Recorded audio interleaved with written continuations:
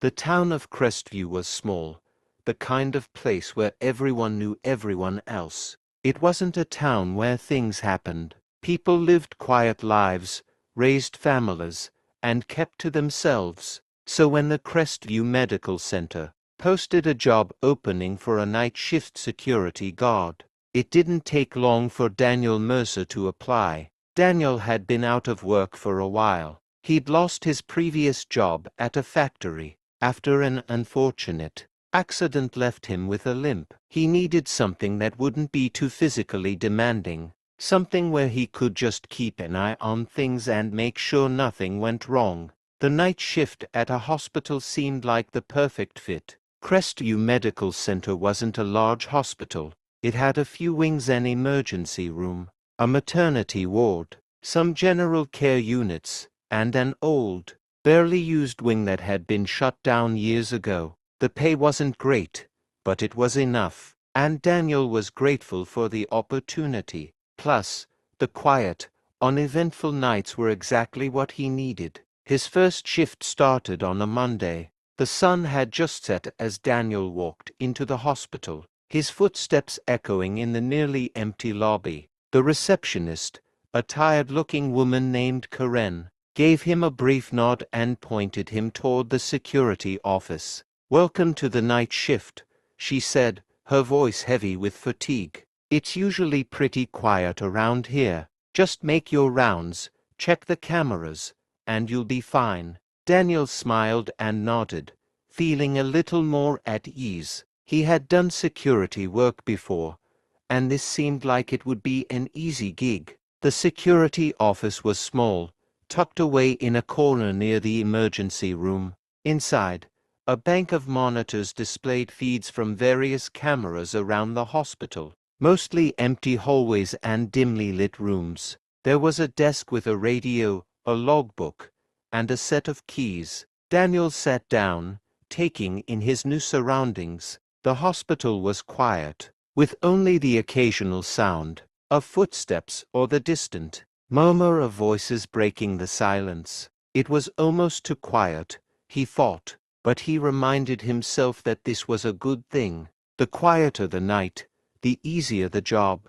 As the hours passed, Daniel made his rounds, walking through the empty halls, checking the locked doors, and peering into darkened rooms. The hospital felt deserted, almost eerie, but Daniel brushed off the unease that crept over him. It was just his imagination, he told himself. Hospitals were always a little creepy at night. Around midnight, Daniel returned to the security office and sat down to watch the monitors. He was about to settle in for a long, uneventful night when something caught his eye on one of the screens. The camera feed from the old, unused wing of the hospital flickered, showing a brief, shadowy movement. Daniel leaned in closer, squinting at the monitor. The image was grainy and distorted, but he could have sworn he saw someone moving in the hallway. Daniel frowned. That wing was supposed to be locked up, shut down years ago after a new wing was built to replace it. No one was supposed to be in there. Curious, and with a growing sense of unease, Daniel decided to investigate. He grabbed his flashlight and the set of keys from the desk before heading down the hall. As he approached the entrance to the old wing, he noticed the air felt colder, and the usual sterile scent of the hospital was replaced with a faint, musty odor, like old dust and decay. The door to the old wing was indeed locked, but as Daniel slid the key into the lock and turned it, he felt a strange resistance, as if the door itself was reluctant to open. With a creak that echoed down the empty hallway, the door finally gave way, revealing the dark corridor beyond. Daniel hesitated for a moment, the beam of his flashlight cutting through the darkness. The corridor stretched ahead, lined with old, unused hospital rooms. The walls were peeling, the tiles cracked, and the fluorescent lights overhead flickered intermittently, casting eerie shadows that seemed to dance and shift. As he stepped inside, the door creaked shut behind him, the sound unnaturally loud in the silence. Daniel walked slowly down the hallway, the hairs on the back of his neck standing on end. He kept his flashlight moving, sweeping it across the walls and floor, but saw nothing out of the ordinary, just empty rooms, long-abandoned medical equipment, and the occasional rat scurrying away from the light. But the further he went, the stronger the feeling that he wasn't alone became.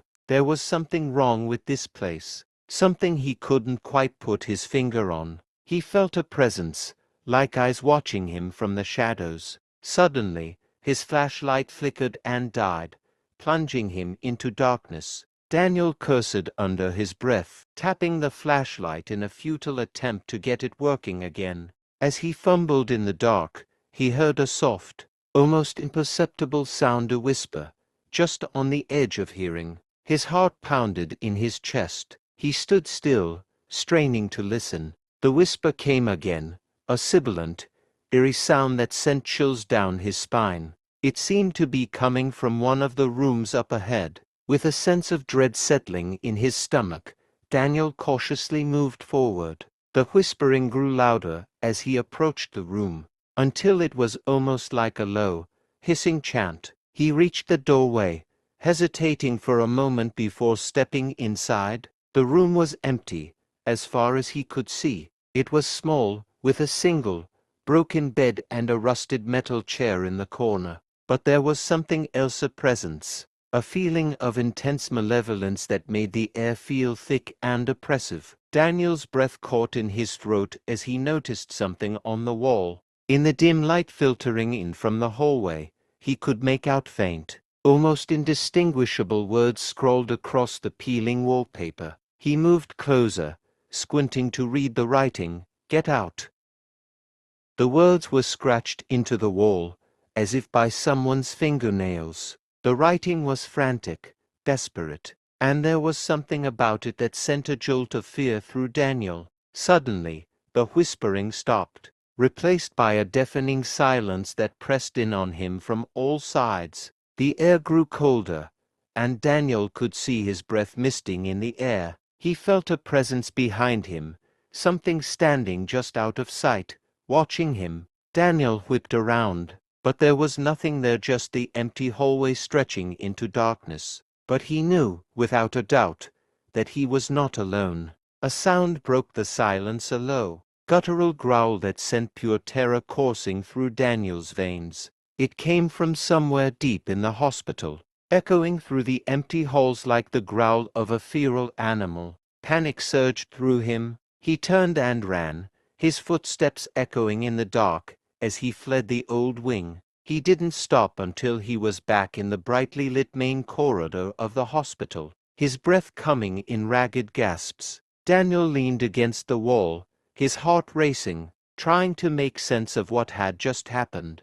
Had he imagined it? Was it some kind of prank? But the fear that had gripped him was real, as was the writing on the wall. He knew one thing for sure: he wasn't going back into that old wing.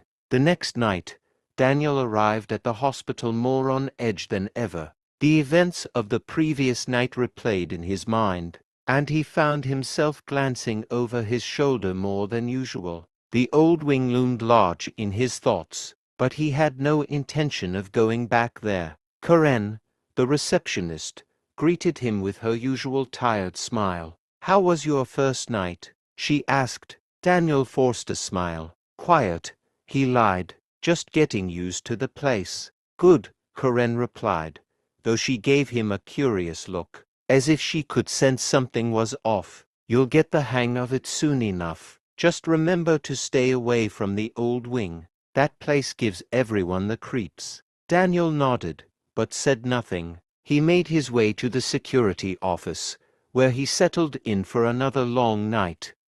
He hoped it would be uneventful, but a part of him knew that whatever was lurking in the old wing wasn't done with him yet. Hours passed, and the hospital was as quiet as ever. Daniel made his rounds, avoiding the old wing, but the unease never left him. Every shadow seemed to hide something sinister, and every creak of the floorboard set his nerves on edge. Around midnight, as Daniel was checking the security monitors. The camera feed from the old wing flickered again. This time, there was no mistaking it. Something was moving in the darkness. A figure appeared on the screen, standing at the far end of the hallway. It was a shadowy silhouette, indistinct and featureless, but unmistakably human. Daniel's breath caught in his throat as he watched the figure slowly turn its head, as if looking directly at the camera. For a moment, their eyes seemed to meet through the screen,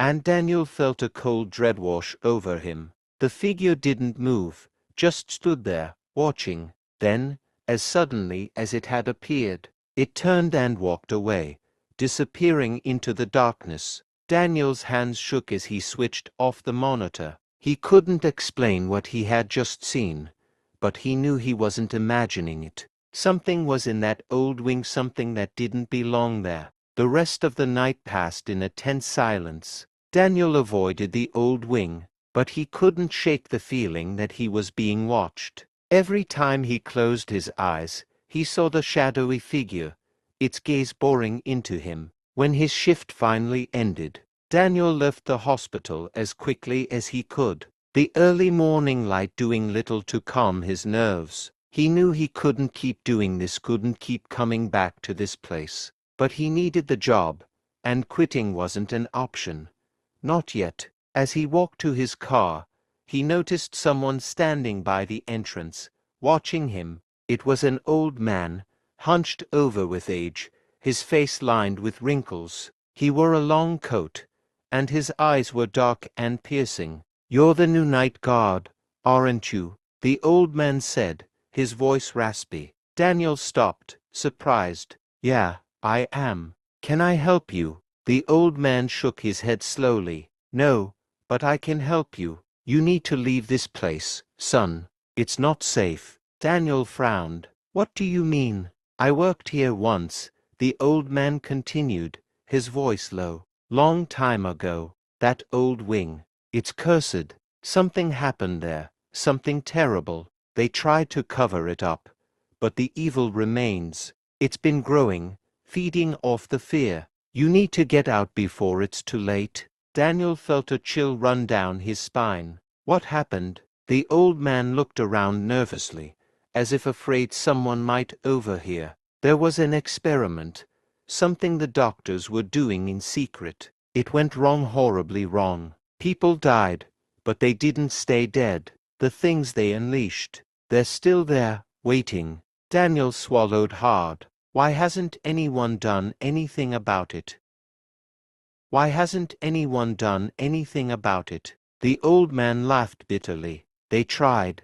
The hospital board closed the wing, sealed it off. But the evil inside can't be contained. It's been waiting for someone to let it out, someone to feed it. And now it's found you." The old man's words filled Daniel with a deep, primal fear. He wanted to dismiss them as the ramblings of a crazy old man, but after what he had seen, he couldn't. "I can't just leave," Daniel said, his voice shaking. "I need this job. Better to be alive and broke than rich and dead," the old man said, his eyes burning with intensity. "Get out while you still can, before it takes you." With that, the old man turned and walked away, leaving Daniel standing there, his mind reeling. He didn't know what to make of the old man's warning. Part of him wanted to dismiss it as nonsense, but another part of him, the part that had seen the shadowy figure on the monitor, couldn't shake the feeling that there was some truth to it. Daniel got into his car and drove home, but the unease followed him, lingering in the back of his mind like a shadow. By the time he got home, he was exhausted, both physically and mentally. He collapsed onto his bed, hoping sleep would come quickly and bring some relief. But sleep was elusive. Every time he closed his eyes, he saw the old wing, the dark corridor, the shadowy figure standing at the end of the hallway. The old man's words echoed in his mind. "Get out while you still can." When he finally drifted off to sleep, his dreams were plagued with nightmares. He was back in the hospital, wandering the dark halls, the walls closing in on him, The whispering started again, growing louder, more insistent. He tried to run, but his legs wouldn't move, as if he were wading through thick mud. The shadowy figure appeared in front of him, its face still indistinct, but now it was closer, almost within reach. It stretched out a hand, fingers elongated and skeletal, reaching for him. Daniel tried to scream, but no sound came out. The figure's hand touched his chest, and an icy cold spread through him, freezing him in place. Daniel woke with a start, gasping for air, his heart pounding in his chest. His room was dark, the only light coming from the dim glow of his alarm clock. It was just a dream, he told himself, just a nightmare, but the fear that gripped him was real, and it refused to let go. The rest of the day passed in a blur. Daniel tried to distract himself, tried to convince himself that it was all in his head, but the unease never left him. As the evening approached, the thought of returning to the hospital filled him with dread, but he had no choice. He needed the job. So despite the growing sense of fear gnawing at him, Daniel got dressed and headed back to Crestview Medical Center for his next shift. When Daniel arrived at the hospital, the familiar sense of foreboding washed over him. The night was darker than usual, the air heavy with humidity. He glanced up at the building, its windows darkened like lifeless eyes staring down at him. The sense of being watched returned, and he had to force himself to take the steps leading to the entrance. Inside, the hospital was quiet, as it always was at night. The fluorescent lights cast a sterile, almost sickly glow on the walls. Daniel checked in with Karen, who gave him a sympathetic smile, as if she could sense his unease. "You look like you've seen a ghost," she said, half joking. Daniel forced a chuckle. "Just didn't get much sleep," he replied. "Nightmares?" she asked, her tone more serious now. "Something like that," Daniel admitted. Karen's expression softened. "This place can do that to you. The night shift messes with your head. Just try to take it easy." Daniel nodded, appreciating her concern, but he knew that the source of his anxiety went beyond just sleep deprivation. He wasn't dealing with an ordinary job or the usual pressures of life. Something was wrong in this hospital, something that defied logic and reason. As Daniel walked toward the security office, he noticed something odd. A cold draft, stronger than usual, seemed to be coming from the direction of the old wing. He shivered, pulling his jacket tighter around him, but didn't alter his course. He had no intention of going near that place again. The night started quietly enough. Daniel settled into his routine, making his rounds, checking the cameras. He avoided the old wing, but as the hours dragged on, his curiosity gnawed at him. The old man's warning,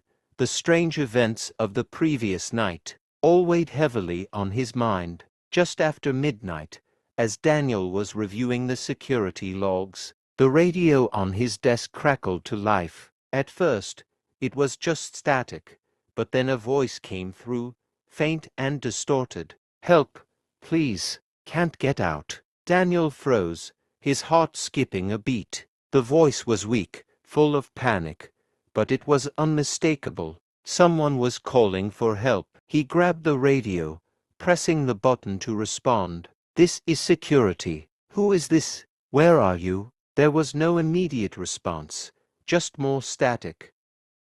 Then the voice came again, clearer this time, though still filled with fear. I'm trapped. Can't see. Where are you?" Daniel repeated, his voice rising with urgency. The radio crackled, and the voice came through once more. But this time, it was different, hoarse, almost inhuman. "Come, to the old wing." Daniel's blood ran cold. The voice was no longer that of a scared person calling for help. It was something else, something that made his skin crawl. For a moment, Daniel considered ignoring the call. It was probably just another trick, another attempt to lure him back to the old wing. But then he thought about what would happen if he didn't investigate. If there really was someone in danger, he couldn't just sit here and do nothing. Against his better judgment, Daniel grabbed his flashlight and started toward the old wing. The hallway seemed longer than before, the shadows deeper, darker. Every step he took felt like it was pulling him closer to something terrible, something he couldn't escape. The door to the old wing was slightly ajar, a thin sliver of darkness beyond it. Daniel pushed it open with a trembling hand, the creak of the hinges sounding like a scream in the silence. The air inside was thick and stale, the musty smell stronger than before. He stepped into the corridor, his flashlight beam cutting through the darkness. The walls seemed to close in around him, the temperature dropping the further he went. His breath fogged in the cold air, and he could feel the oppressive weight of the place bearing down on him. The corridor stretched ahead, the whispering starting again, low and insistent, just on the edge of hearing. Daniel's heart pounded in his chest as he moved deeper into the old wing, his instincts screaming at him to turn back, to run. But he couldn't, not yet. The whispering grew louder, more distinct. It wasn't just one voice, it was many, overlapping, intertwining, forming a chorus of terror. The words were unintelligible, but the tone was clear. It was a warning, a plea, a command to leave this place before it was too late. Daniel rounded a corner and stopped dead in his tracks. At the end of the hallway stood the figure he had seen on the monitor. It was no longer a shadowy silhouette, but a tall, gaunt figure, its face shrouded in darkness. Its eyes glowed faintly, an unnatural light that seemed to pierce through the darkness. The figure raised a hand, pointing directly at Daniel. The whispering grew louder, more frenzied, as if the very walls were screaming at him to run. But Daniel couldn't move, his body frozen in place by a fear so intense it was paralyzing. The figure took a step forward, its movements slow and deliberate. Daniel's flashlight flickered, casting strange, shifting shadows on the walls. The air grew colder still, and Daniel felt a crushing pressure in his chest, as if the very atmosphere was trying to suffocate him. Finally, the paralysis broke, and Daniel turned and ran. He sprinted down the hallway, the sound of his own footsteps echoing in his ears. The whispering followed him, growing louder, more frantic, as if the walls themselves were alive, urging him to flee. He reached the door to the old wing, practically slamming into it as he burst through. The door swung shut behind him with a loud bang, cutting off the whispering abruptly. Daniel didn't stop running until he was back in the security office, his breath coming in ragged gasps. He collapsed into the chair, his hands shaking uncontrollably. The radio was silent now, no more voices, no more calls for help. The only sound was the pounding of his heart and the ragged sound of his breathing. Daniel sat there for a long time, trying to calm himself, trying to make sense of what had just happened. But there was no sense to be made. The old wing was haunted, cursed. There was no other explanation. And whatever was in there, whatever had been unleashed, it was coming for him. He knew he couldn't keep doing this. He couldn't keep coming back to this place, knowing what was waiting for him in the darkness. The old man had been right. He needed to get out, to leave before it was too late. But as he sat there, trying to summon the courage to walk away, a deep, unsettling realization crept over him. It was already too late. The days blurred into nights, and the nights into an endless parade of terror. Daniel continued to work the night shift, though each shift brought with it a new level of dread. The old wing haunted him, even when he was far from it. Shadows moved in the corners of his vision, whispering voices followed him, and the figure he had seen continued to appear on the monitors, always watching, always waiting. He tried to ignore it, to convince himself that it was all in his head. But the signs of something more sinister were impossible to deny. Equipment malfunctioned in strange ways, lights flickered inexplicably, and doors that were supposed to be locked would be found open. leading into the old wing. Daniel's sleep became a series of nightmares, each one more vivid and terrifying than the last. He dreamt of the old wing, of the dark corridors and the figure that lurked there. He dreamt of patients ghostly, emaciated figures wandering the halls, their faces twisted in agony, their eyes hollow and empty. In his dreams, the hospital was alive, a malevolent entity that fed on fear and despair. And at the heart of it all was the old wing, a festering wound that could never heal, a place where the boundary between life and death had been torn apart. One night, as Daniel was making his rounds, he heard a noise that made his blood run cold. It was a scream high-pitched, filled with terror, and it echoed through the empty halls. The sound came from the direction of the old wing.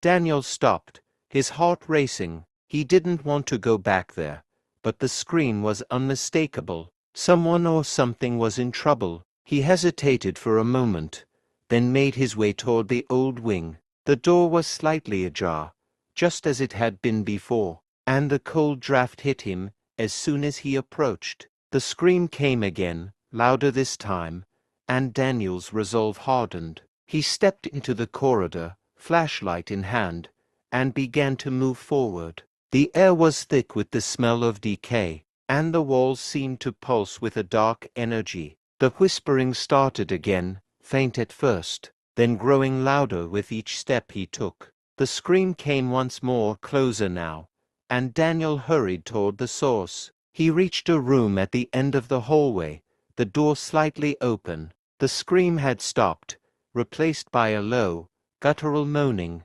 Daniel pushed the door open and stepped inside. The room was dark, the only light coming from his flashlight, which illuminated a scene of horror. A figure lay on the bed, thrashing and writhing in pain. It was a patient, but there was something horribly wrong with them. Their skin was pale and stretched tight over their bones, their eyes sunken and hollow. They were emaciated, as if they had been starved for weeks, their body contorted in unnatural ways. As Daniel approached, the figure turned its head toward him, and he saw that their mouth was open in a silent scream, their eyes wide with terror. Daniel took a step back, his heart pounding in his chest. This couldn't be real, this had to be another nightmare. But the figure on the bed was real, their suffering palpable, and Daniel knew he had to do something. He reached out, intending to help, but as soon as his hand touched the figure's skin, they let out a blood-curdling scream. The sound was deafening, reverberating through the room, and Daniel was forced to cover his ears. The figure convulsed violently, their body arching off the bed, before collapsing in a heap. For a moment, the room was silent, save for Daniel's ragged breathing. He stared at the figure on the bed, but they were no longer moving. The silence was broken by the whispering, louder and more urgent than ever before. Daniel turned to leave, but the door slammed shut behind him with a force that shook the walls. The temperature dropped even further, and the darkness in the room seemed to thicken, pressing in on him from all sides. The whispering grew louder, more insistent, until it was all Daniel could hear. The words were unintelligible, a chorus of voices overlapping, but the message was clear. He was not welcome here. He had to leave before it was too late. But the door was locked, and the room was growing colder by the second. The figure on the bed began to move again, their body twitching and jerking in unnatural ways. Daniel's flashlight flickered, casting strange, distorted shadows on the walls. In the corner of the room, Daniel saw something that made his blood run cold. The figure from the hallway was standing there, its glowing eyes fixed on him. It didn't move, just watched, as if waiting for something. The whispering reached a fever pitch, and Daniel felt a crushing pressure in his chest. He couldn't breathe, couldn't move, as the darkness closed in around him. The figure in the corner took a step forward, then another, until it was standing right in front of him. Daniel tried to scream, but no sound came out. The figure reached out, its hand cold as ice, and touched his chest. The pain was immediate and excruciating, like a knife being driven into his heart. The last thing Daniel saw before everything went black was the figure's face, twisted in a grotesque grin. Chapter 5. The End. Daniel never left the hospital that night. When Karen arrived for her shift the next morning, she found the security office empty. Daniel's belongings were still there, his jacket draped over the chair, his coffee cup half full on the desk, but there was no sign of him. The hospital launched a search, but it was as if Daniel had vanished into thin air. No one had seen him leave, and the security footage showed nothing out of the ordinary, except for the old wing. The camera feed from that area had gone dark around midnight, and when the maintenance team checked, they found the camera smashed to pieces. The old wing was searched, but no trace of Daniel was found. The only thing they discovered was an empty room, the bed neatly made, and a sense of unease that hung heavy in the air. In the weeks that followed, strange things began to happen in the hospital. Lights flickered, equipment malfunctioned, and staff reported seeing shadowy figures moving in the corners of their vision. The old wing, which had been sealed off for years, seemed to come alive, as if the building itself was waking from a long slumber. And then the deaths began. Patients who had been recovering suddenly took a turn for the worse, their conditions deteriorating rapidly. They spoke of nightmares, of being watched, of something dark and malevolent lurking in the shadows. Some of them even mentioned Daniel, as if they had seen him wandering the halls at night.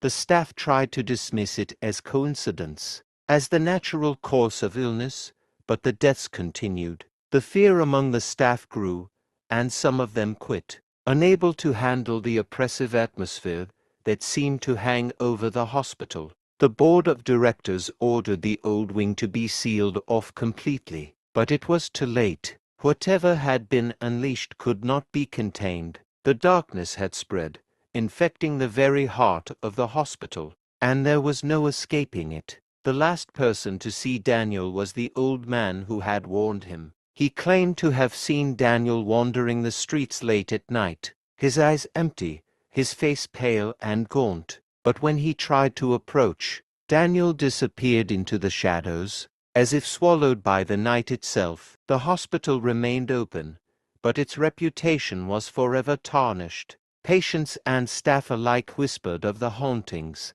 of the dark presence that lingered in the halls. The old wing was left to rot, a festering wound that would never heal. And somewhere, deep within the hospital, Daniel's spirit remained trapped, forever haunted by the horrors he had uncovered. The old wing had claimed him, just as it had claimed so many others before him, and it would continue to claim more, feeding off the fear and despair of those who dared to enter its dark embrace. In the end, there was no escape. The darkness had won, and Daniel's story became just another chapter in the long, twisted history of Crestview Medical Center. As for the hospital, it stands to this day, its dark past hidden beneath layers of paint and modern renovations. But those who know the truth, those who have felt the cold breath of the old wing on the back of their necks, will never forget the horror that lurks within its walls. And they know, deep down, that the old wing is waiting, patient and hungry, for the next soul to wander into its grasp. Years passed, and the story of Daniel's disappearance became a local legend, whispered among the night staff and passed down to new employees as a cautionary tale. The hospital continued to operate, though it could never fully shake the sense of dread that hung over it. Every now and then, a patient would report seeing a shadowy figure in their room at night, or a nurse would feel a cold hand brush against them in the old wing. The hospital administration did their best to ignore these stories, attributing them to stress or overactive imaginations, but the staff knew better. The old wing was eventually bricked up, the entrance sealed off completely, but the darkness that had taken root there couldn't be so easily contained.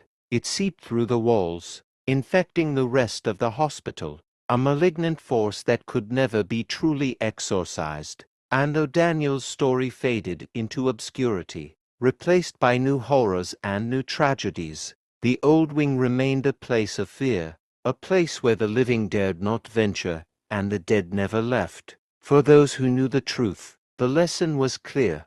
Some doors should never be opened, and some places are better left forgotten. But in a world where curiosity often overpowers caution, the old wing would continue to claim new victims, drawing them into its dark, twisted embrace, because the darkness never dies. It only waits, and the old wing of Crestview Medical Center is waiting still,